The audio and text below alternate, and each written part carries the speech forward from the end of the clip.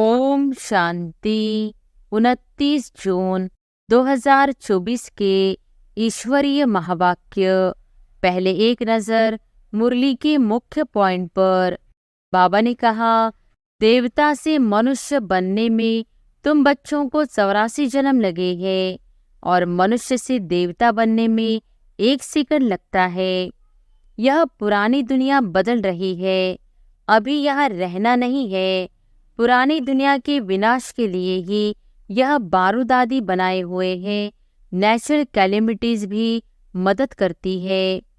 5 विकारों रूपी रावण की जेल में सब मनुष्य है। सब दुख ही उठाते हैं, सूखी रोटी मिलती है। बाप आकर के सबको रावण की जेल से छुड़ाए सदा सुखी बनाते हैं। वह सभी का बाप है, उनको कहा जाता है महाकाल। वह पुनर्जन्म में नहीं आते हैं, तुम आत्माएं पुनर्जन्म में आती हो। भक्ति को रात, ज्ञान को दिन कहा जाता है। यह पक्का याद करो। मुख्य है ही 2 बातें, अलफ और बे, बाप और बादशाही। और फिर बाबा ने कहा, अभी हमको घर जाना है जिसको मुक्ति धाम कहा जाता है, जिसके लिए ही सन्यासी आदि शिक्षा देते हैं। वह सुखधाम का ज्ञान दे नहीं सकते। वृक्षपति ऊपर में निवास करता हूँ। जब झाड़ एकदम जर्जरी भूत हो जाता है तब मैं आता हूँ देवता धर्म स्थापन करने। नई दुनिया में सुख का पाठ, पुरानी दुनिया में दुख का पाठ बजाना पड़ता है।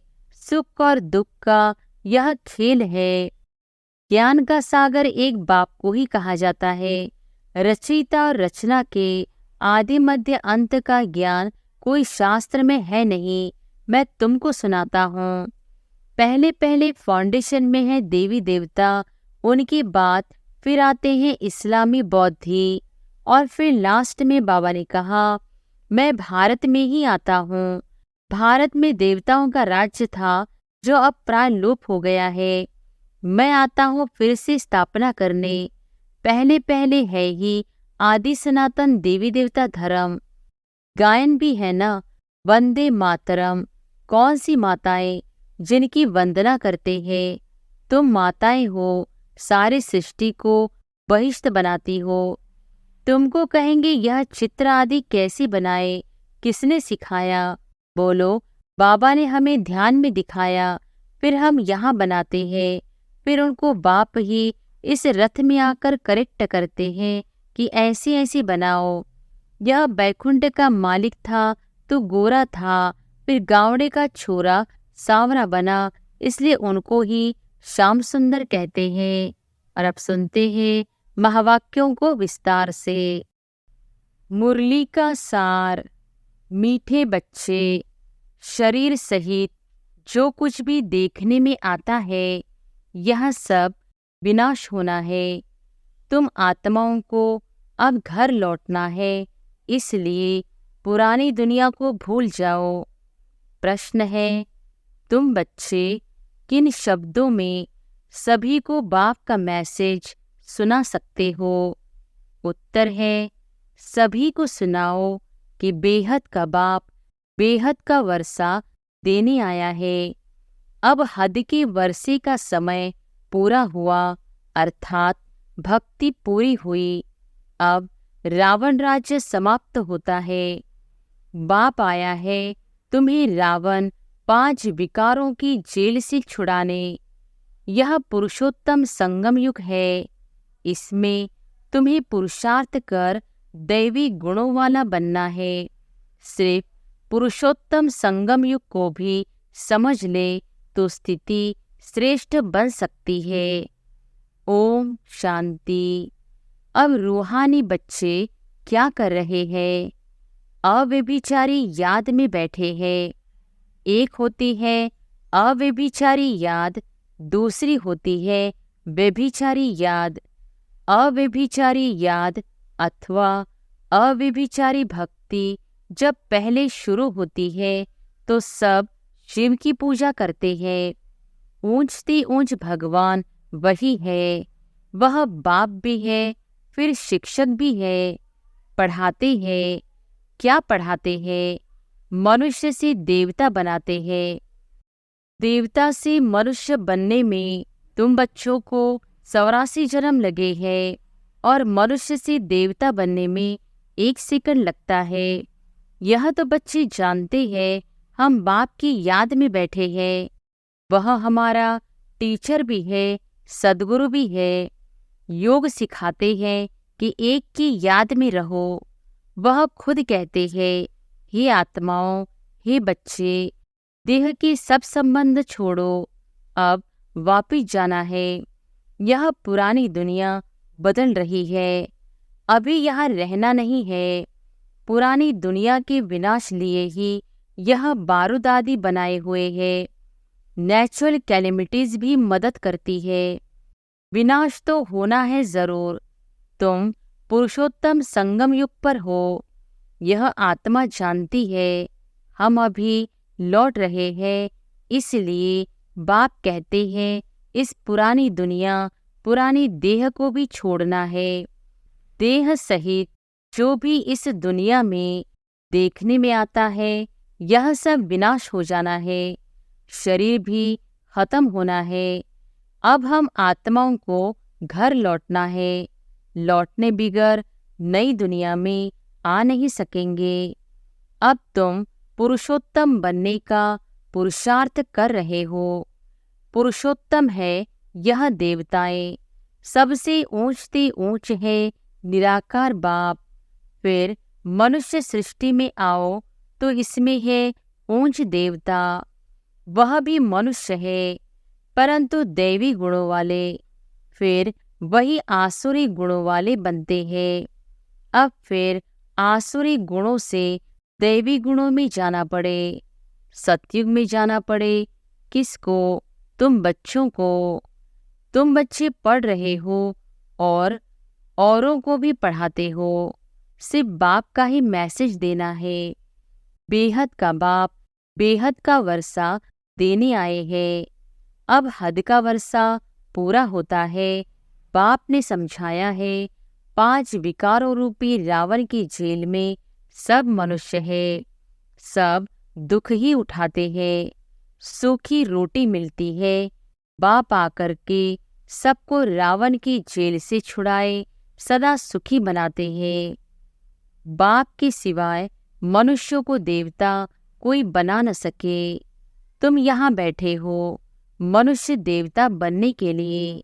अभी है कलयुग, बहुत धर्म हो गए हैं।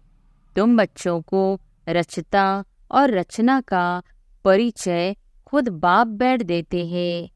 तुम सिर्फ ईश्वर परमात्मा कहते थे। तुमको यह पता नहीं था कि वह बाप भी है, टीचर भी है, गुरु भी है। उनको कहा जाता है सद्गुरु। अकाल मूर्त भी कहा जाता है।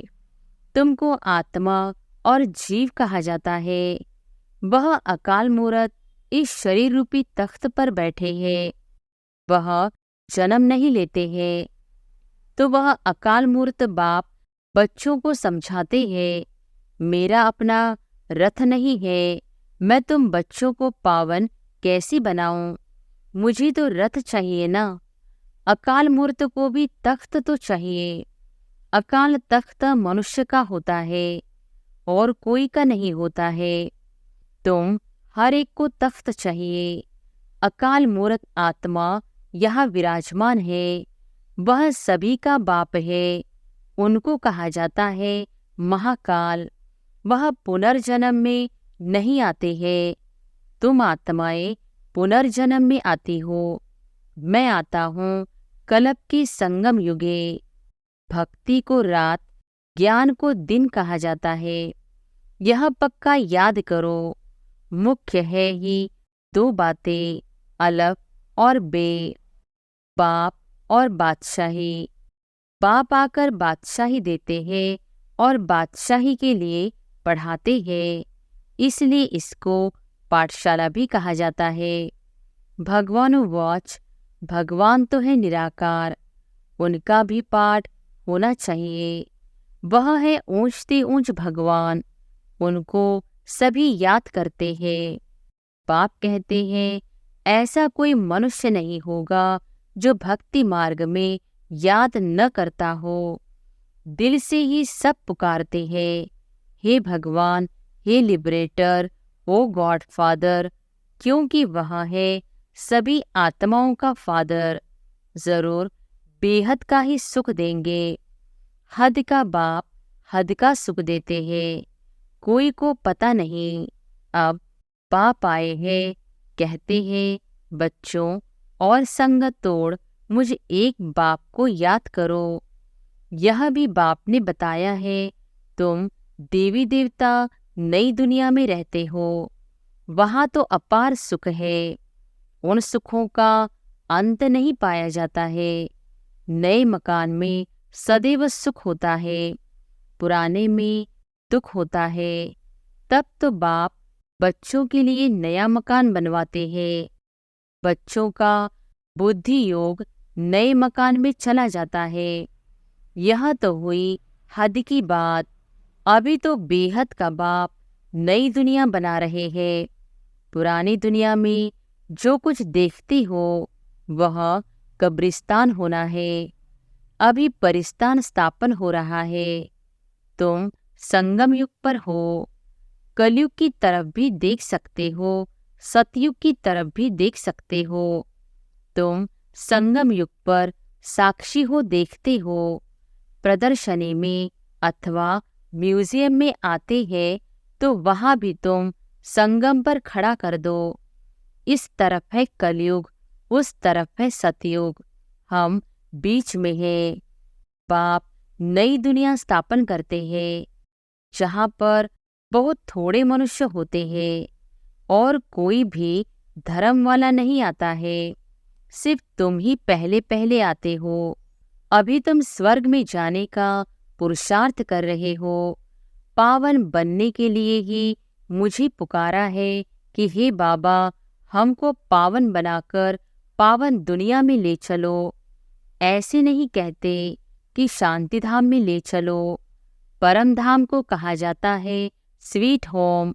अभी हमको घर जाना है, जिसको मुक्ति धाम कहा जाता है, जिसके लिए ही सन्यासी आदि शिक्षा देते हैं। वह सुखधाम का ज्ञान दे नहीं सकते। वह है निवृत्ति मार्ग वाले। तुम बच्चों को समझाया गया है कौन कौन धर्म कब कब आते हैं। मनुष्य सृष्टि रूपी झाड़ में पहले पहले फाउंडेशन तुम्हारा है। बीज को कहा जाता है वृक्षपति। बाप कहते हैं, मैं वृक्षपति ऊपर में निवास करता हूँ। जब झाड़ एकदम जर्जरी भूत हो जाता है तब मैं आता हूँ देवता धर्म स्थापन करने। बनेन ट्री का बड़ा वंडरफुल झाड़ है, बिगर फाउंडेशन बाकी सारा झाड़ खड़ा है।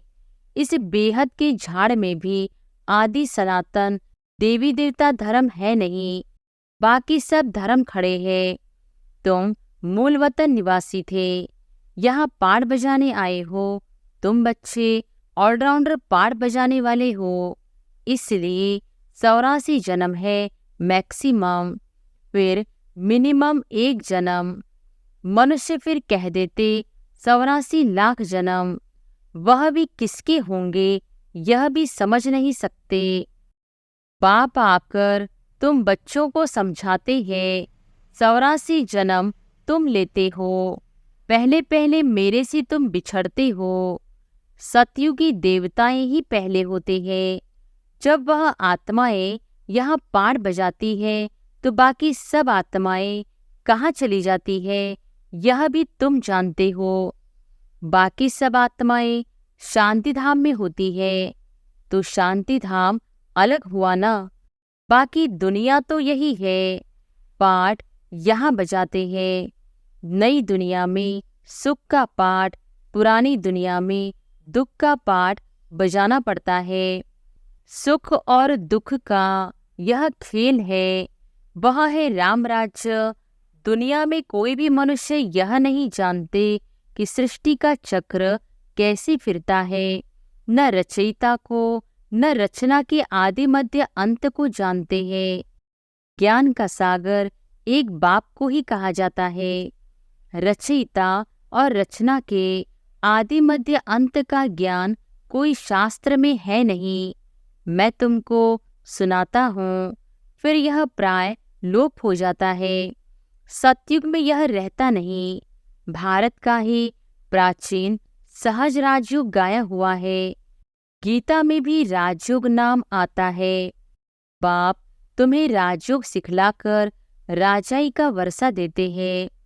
बाकी रचना से वर्षा मिल न सके। वर्षा मिलता ही है रचता बाप से। हर एक मनुष्य क्रिएटर है, बच्चों को रचते हैं। वह है हद के ब्रह्मा, यह है बेहद के ब्रह्मा। वह है निराकार आत्माओं के पिता, वह लौकिक पिता। यह फिर है प्रजापिता। प्रजापिता कब होना चाहिए? क्या सतयुग में? नहीं, पुरुषोत्तम संगम युग पर होना चाहिए। मनुष्यों को यह भी पता नहीं है कि सतयुग कब होता है। उन्होंने तो सतयुग, कलयुग आदि को लाखों वर्ष दे दिए हैं। बाप समझाते हैं 1250 वर्ष का एक युग होता है। 84 जन्मों का भी हिसाब चाहिए ना। सीढ़ी का भी हिसाब चाहिए ना। हम कैसे उतरते हैं? पहले पहले फाउंडेशन में है देवी देवता, उनके बाद फिर आते हैं इस्लामी, बौद्धी। बाप ने झाड़ का राज भी बताया है। बाप के सिवाय तो कोई सिखला न सके। तुमको कहेंगे यह चित्र आदि कैसे बनाए, किसने सिखाया? बोलो, बाबा ने हमें ध्यान में दिखाया, फिर हम यहाँ बनाते हैं। फिर उनको बाप ही इस रथ में आकर करेक्ट करते हैं कि ऐसी ऐसी बनाओ। खुद ही करेक्ट करते हैं। श्री कृष्ण को श्याम सुंदर कहते हैं, परंतु मनुष्य तो समझ नहीं सकते कि क्यों कहा जाता है। यह बैकुंठ का मालिक था तो गोरा था, फिर गावड़े का छोरा सांवरा बना, इसलिए उनको ही श्याम सुंदर कहते हैं। यही पहले आते हैं ततत्वम। इन लक्ष्मी नारायण की राजाई चलती है। आदि सनातन देवी देवता धर्म की स्थापना कौन करते हैं, यह भी किसको पता नहीं है। भारत को भी भुलाए हिंदुस्तान के रहवासी हिंदू कह देते हैं। मैं भारत में ही आता हूँ। भारत में देवताओं का राज्य था जो अब प्राय लोप हो गया है। मैं आता हूँ फिर से स्थापना करने। पहले पहले है ही आदि सनातन देवी देवता धर्म। यह झाड़ वृद्धि को पाता रहता है। नए नए पत्ते मठ पंथ पिछाड़ी में आते हैं तो उनकी भी शोभा हो जाती है। फिर अंत में जब सारा झाड़ जर्जरीभूत अवस्था को पाता है तब फिर मैं आता हूँ। यदा यदा ही धर्मस्य। आत्मा अपने को भी नहीं जानती तो बाप को भी नहीं जानती। अपने को भी गाली देते, बाप को और देवताओं को भी गाली देते रहते हैं। तमो प्रधान बेसमझ बन जाते हैं।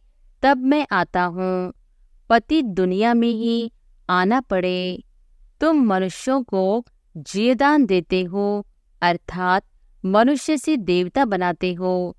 सब दुखों से दूर कर देते हो, सो भी आधा कल्प के लिए।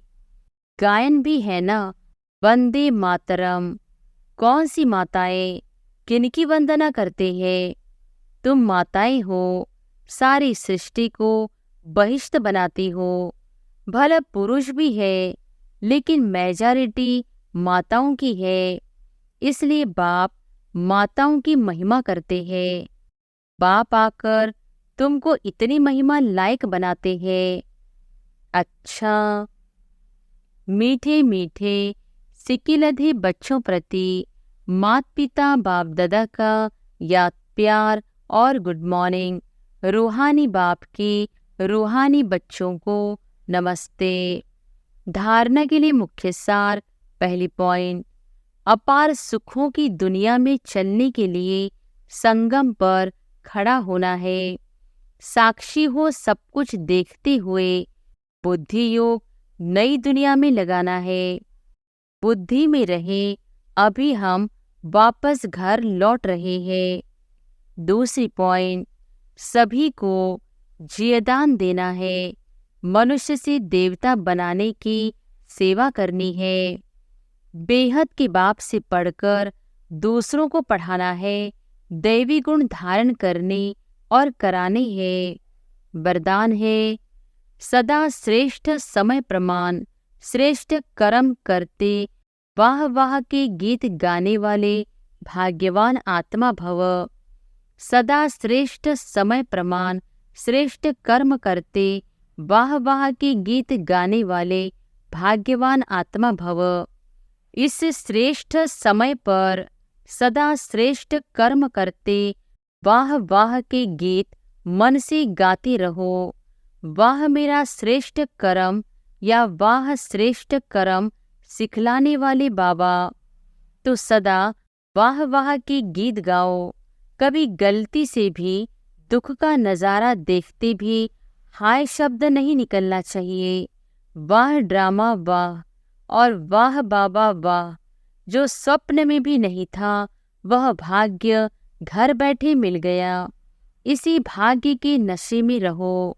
स्लोगन है, मन बुद्धि को शक्तिशाली बना दो तो कोई भी हलचल में अचल अडोल रहेंगे। अच्छा, ओम शांति।